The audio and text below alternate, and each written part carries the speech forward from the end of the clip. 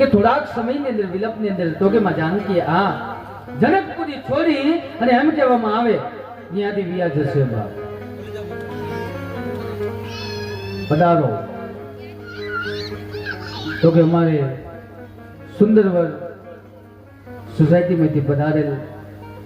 યજમાન ગણોને એક વખત તાલીઓથી બતાવીશું બાપ ખૂબ ખૂબ એમનો આભાર છે અમારા પતાંગણને પાવન કર્યું બાપ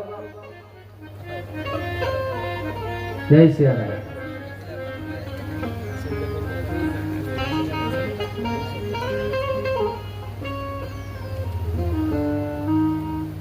બોલે રામચંદ્ર ભગવાન કી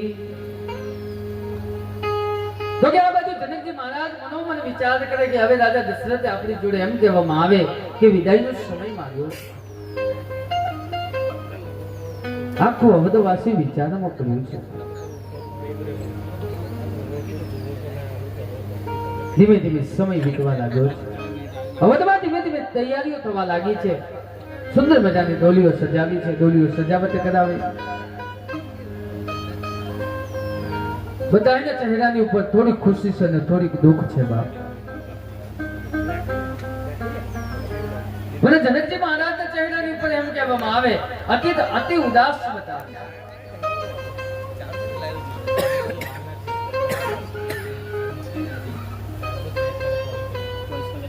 કારણ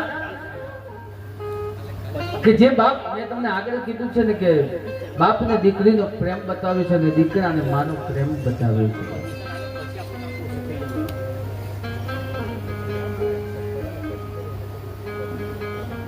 કારણ કે દીકરાને કઈ દુઃખ લાગે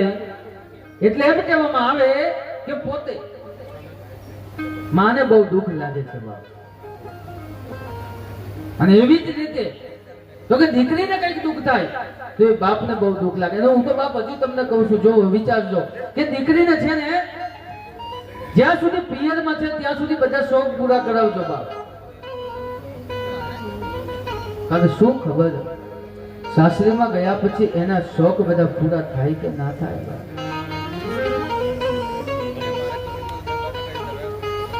અહીંયા હકતે માગી શકશે અને સાસરીમાં ગયા પછી એમ કહેવામાં આવે કે હકથી નહીં માગી શકાય એનાથી